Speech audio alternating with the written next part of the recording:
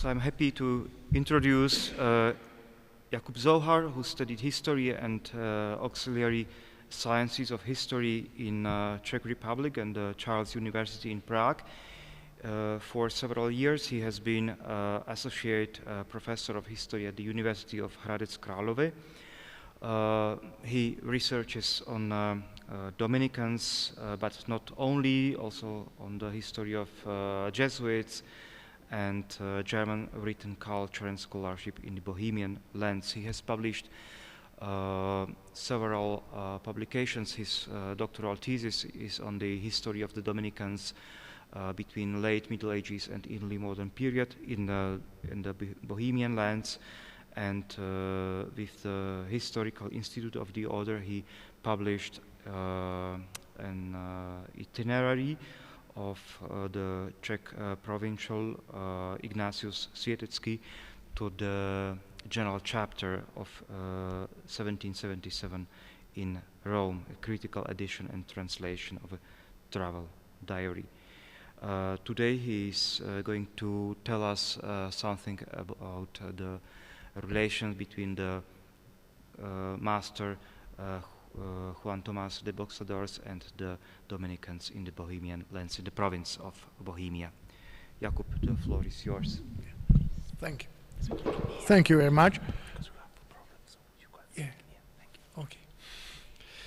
So good afternoon, gentlemen. First and foremost, I would like to thank the organizers for our gathering, for their kind invitation and for the gracious introduction. In my presentation, I would like to highlight only a few perhaps noteworthy cases that the Masters General of the Order had to address in relation to the Bohemian province. I will elaborate further in the written version of my speech. Contacts between the Masters General and the Orden, the province of Bohemia, can be dated back in the medieval period even. Okay.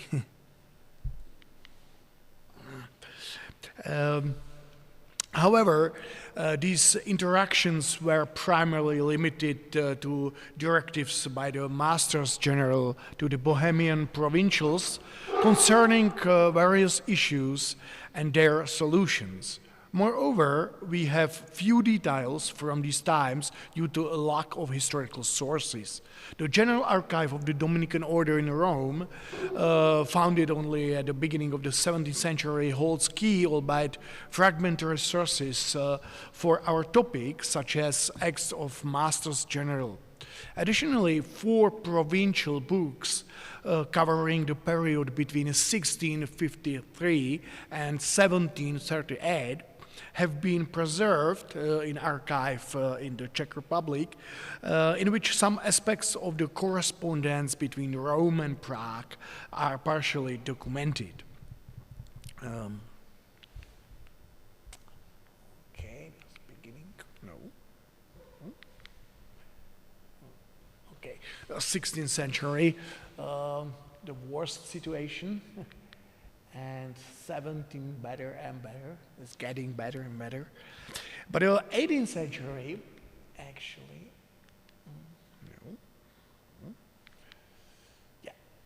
the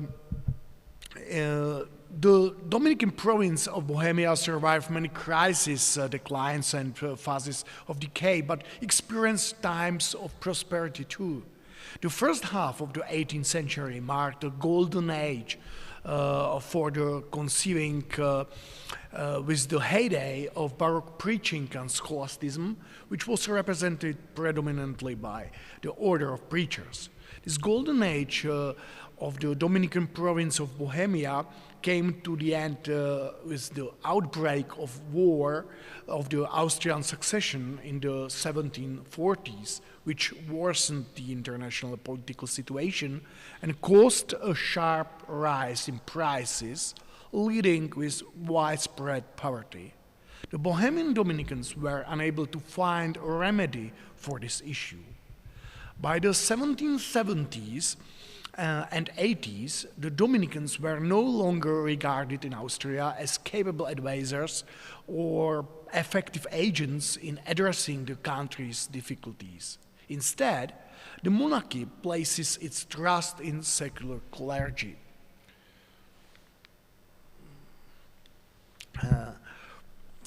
The church reforms of Emperor Joseph II also enumerated the suppression of numerous Bohemian Dominican convents in the 1780s and 90s. Requirement of novices have already been restricted in 1753 and again 1770. 10 years later, a numerus fixus was imposed. 13 Dominican convents and religious houses in Bohemia, 6 in Moravia and 2 in Silesia, were dissolved during the 1780s. In total, only 7 of 22 convents and religious houses survived after 1790. Ultimately, the most significant challenge facing the province was not state persecution, but rather a sharp decline in number of novices. Now let's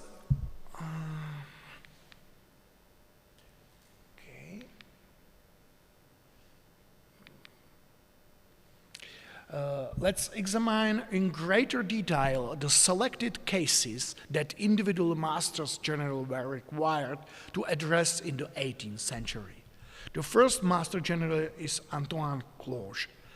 As you can see on the poster before you, Cloche was extensively involved in affairs of the province. Nevertheless, I did not identify any particularly noteworthy case which I can speak about.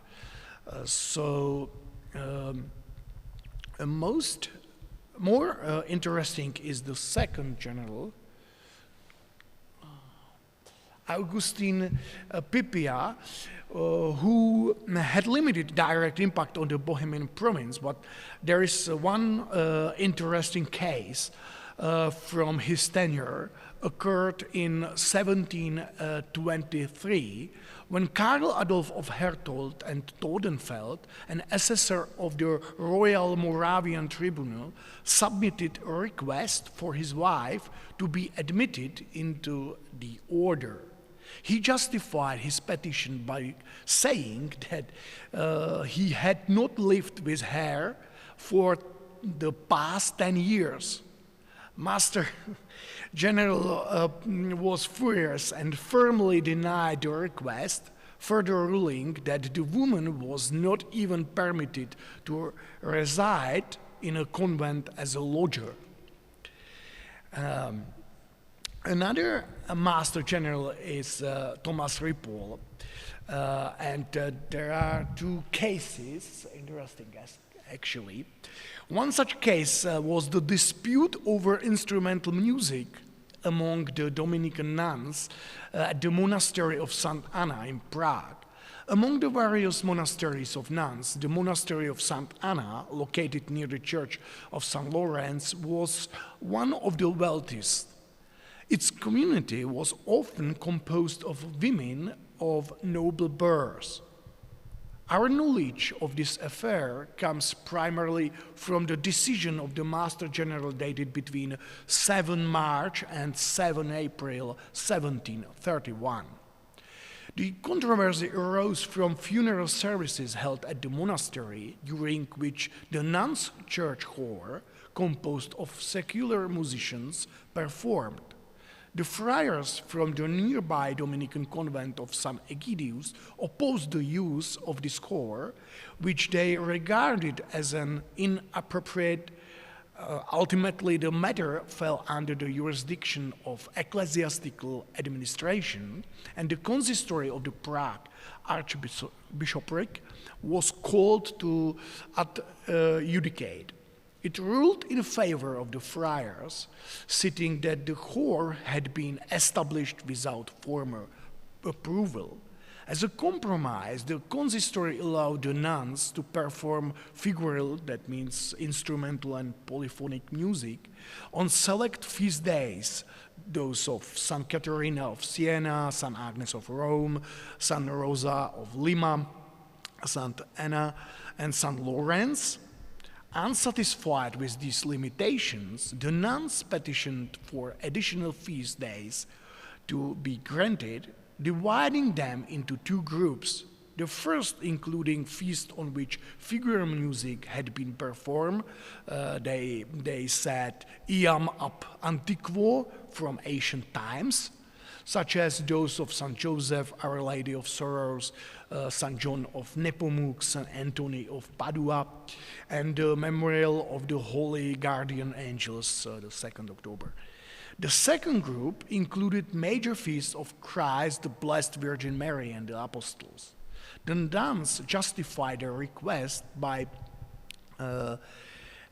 saying that some among them were ill, others of noble birth were unable to think in public, and still others preferred silence and contemplation over singing. These arguments were forwarded to the Master General, who initially dismissed them as vain, frivolous, and unfounded pretensions.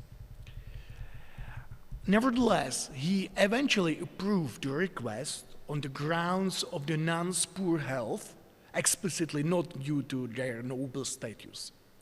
Following his decision, the Master General permitted figural music on a wide array of feast days, with a strict condition that the nuns were not to interfere in the affairs of the convent of San Egidius. Another case of interest from this period involved the phenomenon of revenants or vampires in the town of Libavá, Moravia, during the 1720s and 30s. This episode is reminiscent of the more widely known events in Schumperk, also in Moravia, in the 1670s and 80s. The tragic fate of Dean Christoph Alois Lautner from that early period remains well documented in academic literature. This is not documented actually at all.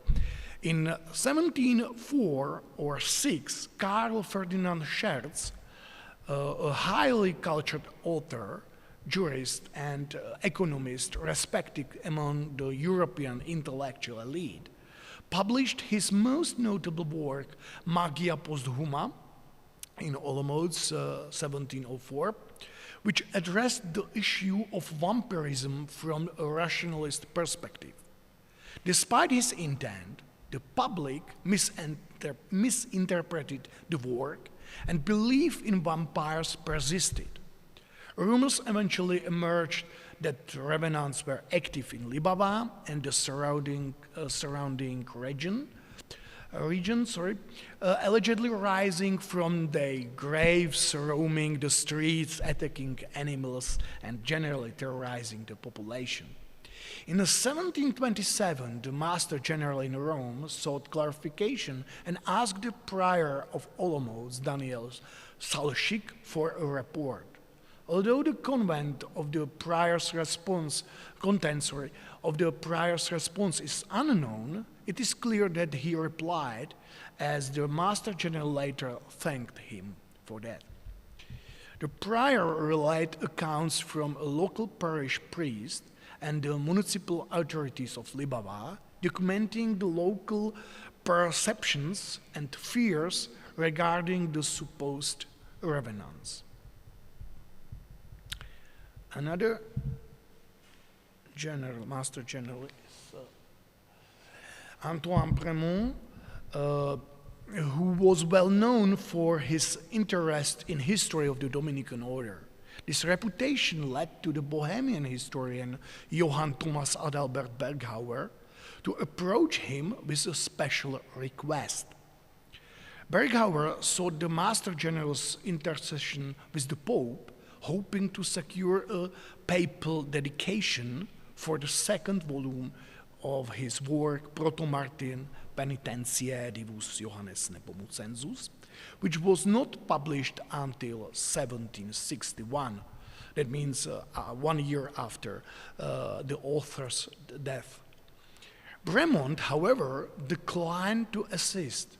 He responded that even as Master General, he did not have the authority to obtain such a favor from the Pope, not even for members of the order. Furthermore, since the first volume of Berghauer's work had been dedicated to the Emperor, specifically to Charles VI in his capacity as King of Bohemia, it would have been politically and diplomatically inappropriate to seek a papal dedication for the second volume. Nevertheless, in the end, the second volume was indeed dedicated to Pope Benedict XIV, suggesting that Berghauer may have found another means of securing the dedication despite Bremont's refusal.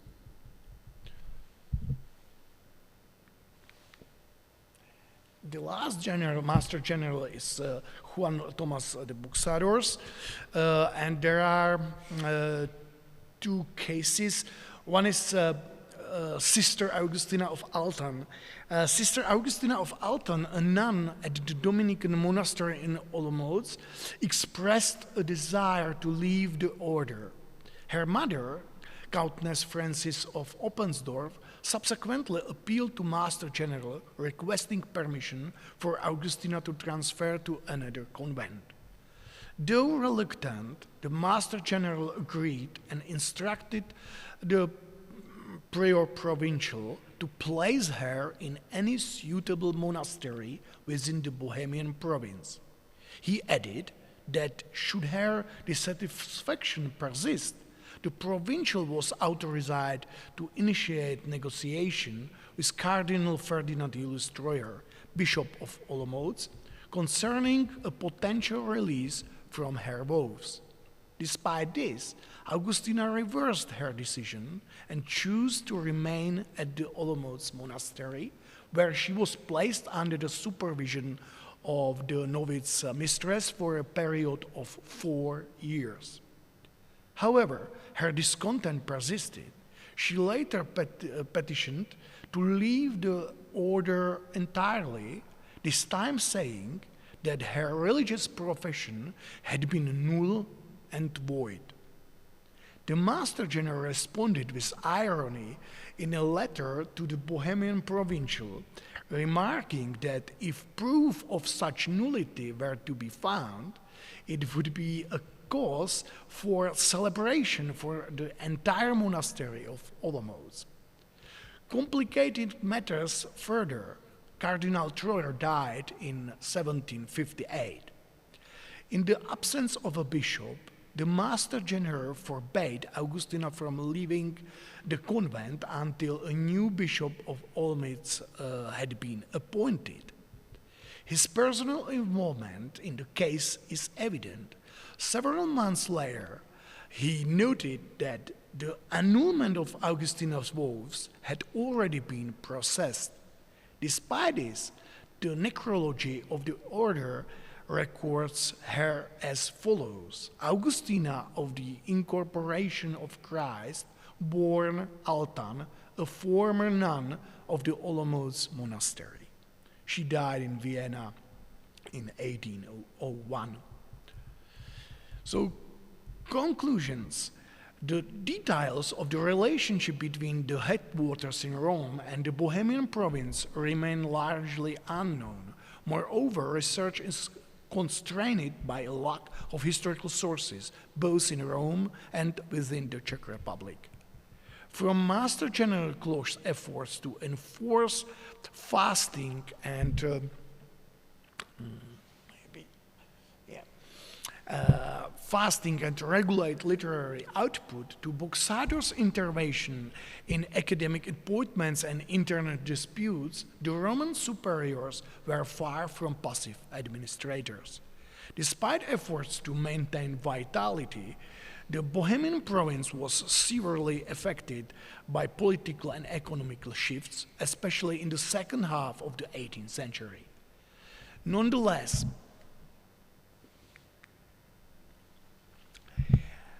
This analysis shows that the Masters General remain attentive to the needs, challenges, and aspirations of Bohemian province. Their correspondence and interventions demonstrate both pastoral concern and administrative rigor. Bohemian experience reflects broader trends in the evolution of the Dominican order in early modern Central Europe, namely the tension between tradition and reform, autonomy and central authority, spiritual vocation, and political reality. In conclusion, the 18th century represents both a high point and a turning point in the history of the Dominican province of Bohemia. Further research, particularly with better access to local archives and untaped sources, may yet shed more light on this complex and consequential chapter in order's history. Thank you very much for that attention.